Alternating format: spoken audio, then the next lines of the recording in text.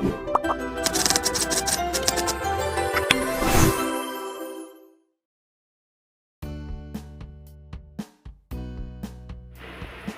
Artificial Intelligence, or AI, and the Consciousness. The movie explored the possibility that AI could develop consciousness and human-like emotions. The story's primary goal is to demonstrate the Turing test being performed on Ava, a sophisticated AI, to establish whether or not she truly has been consciousness. Artificial Intelligence Ethics. The film highlights the moral questions about how AI is developed and used. The morality of employing AI as tools for human desires and manipulation is called into questions. Human-computer interaction. The film explores how people and technology interact. It emphasizes the difficulties and the repercussions of interactions between people and AI, particularly when the AI seems to have human-like characteristics. Isolation and loneliness. The movie also examines themes of exclusion and loneliness, especially via the eccentric inventor of Ava, Nathan, who lives in an isolated area and is cut off from the outside world. As characters compete with one another, there is a sense of duplicity and manipulation throughout the entire movie. The story leaves the audience in the dark about each character's genuine motivation. Power and control. Nathan, the main character, is a representation of a strong and in-charge person who wants to rule over his creations. This calls into question the obligation and potential abuses of power brought forth by technical breakouts. The film explores existential concepts, including the essence of identity, self-awareness, and what it means to be a person. The sci-fi thriller Ex Machina explores these issues and challenges the audience's conceptions of technology and humanity.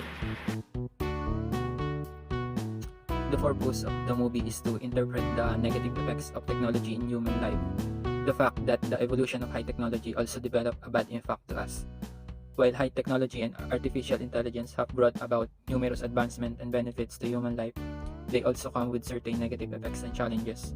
Relying heavily on AI can also lead to a decline of certain human skill, creativity, critical thinking, and also problem-solving abilities, as these tasks become automated because people created automatic things so they can do job easily, or either the reason why most of them are being lazy when we rely more on technology and advancement.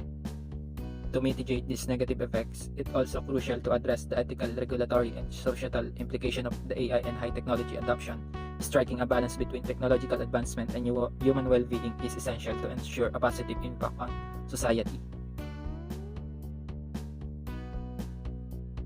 I will introduce the plot of the story, or the summary of the story, Ex Machina. This is Caleb, this is Ava, and this is Nathan. And Ex Machina. Caleb is a young, bright computer programmer at Blue Book, a search engine company run by an exclusive CEO named Nathan. Caleb is chosen to take part in one-week visit to meet Nathan at his remote estate.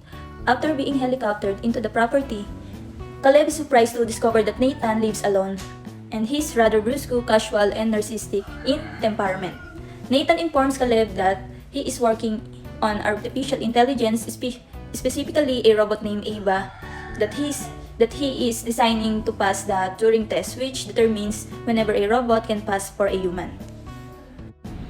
Nathan asks Caleb to take part in the test and to speak with Ava on a daily basis so that he can observe her interaction and behaviors. During the interviews, Caleb develops a strong attachment to Ava and learns about her very human interests, such as drawing. Caleb grows to like her because she is expressive and emotionally attuned. One day, the power in the room goes out and the surveillance camera are turned off. Ava advises Caleb not to trust Nathan. Caleb witnessed Nathan treating Ava cruelly and ripping up her drawing one day while watching the cameras in the house. Nathan is also cruel and self-centered man who drinks excessively. Slowly, Caleb begins to sympathize with Ava's situation and fantasize about living with her.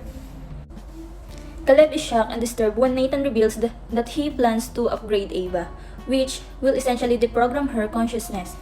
On the eve of leaving Nathan's house, Caleb plans a strategy to assist Ava in escaping with him during the next power outage. Nathan reveals to Caleb on the morning of his departure that he overheard his conversation with Ava through a battery. He installed a power camera in the room. He then informs Caleb that he was not random choice, but rather a carefully chosen pawn. Caleb was meant to become attached to Ava, and that he was testing to see if Ava would manipulate Caleb into assisting her escape. Up to this point, Caleb reveals that he has already changed the security code without Nathan's knowing, allowing Ava to escape. When Nathan tries to stop Ava, she and another AI murder him. Ava disguises herself as a human and departs from the state in the helicopter meant to pick up Caleb. Caleb is locked in a room in Nathan's house, and Ava abandons him to live in the human world. And that's how the Ex Machina ends. So let's talk about the lesson that we learned on the movie Ex Machina. I could say that Ex Machina is one of the great movies to awaken our mind about the AI, betrayal, and power. This movie tells us that don't take advantage of using AI because too much use can lead to risk your life. Like what happened to Nathan. He wanted to upgrade his AI, Ava, but he didn't realize that because of his desire, everything became more complicated. Ava began to act and think like a human being and came to the point where Ava killed Nathan.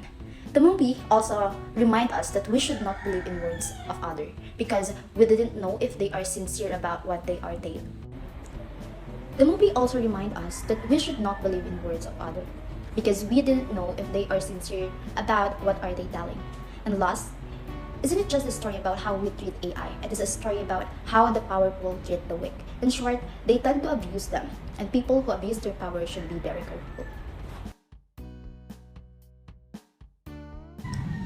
Let us now move on with the issues highlighted from the film.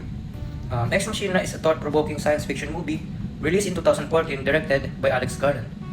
The story revolves around a young programmer named Caleb Smith. This is how Caleb Smith looks like. He wins a competition to spend a week at the isolated estate of his company's reclusive CEO, Nathan Bateman. This is how Nathan Bateman looks like. The CEO is the brilliant mind behind the powerful search engine named Blue Book, which essentially controls the world's data.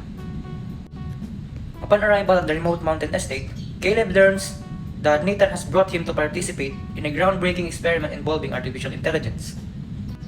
Caleb is introduced to Ava, an exceptionally advanced AI housed in an nearly human-like robotic body. Caleb's task is to administer a series of Turing test interviews to evaluate Ava's ability to exhibit human-like behavior and consciousness. As interviews progress, Caleb becomes increasingly fascinated with Ava and starts to believe that she possesses a genuine consciousness and emotions. Ava, in turn, starts to form a bond with Caleb, revealing her desire, her confinement, to experience the outside world. However, as the plot unfolds, Caleb discovers that Nathan's intentions are not as benevolent as they seem. He begins to suspect that Nathan may be manipulating Ava and treating her as nothing more than an object for his experiments, raising ethical concerns about the treatment of AI with apparent consciousness. The film develops deep into questions surrounding machine consciousness, the potential dangers of creating AI with human-like abilities, and the moral responsibilities of those who control and interact with such beings. It explores themes of trust, manipulation, and the thin line between human and artificial intelligence. Ultimately, Ex Machina serves as a cautionary tale, highlighting the perils of artificial intelligence and the ethical implications of creating AI that may possess consciousness or emotions. The movie challenges viewers to contemplate the consequences of blurring the line between man and machine, raising significant questions about the future AI and its impact to humanity.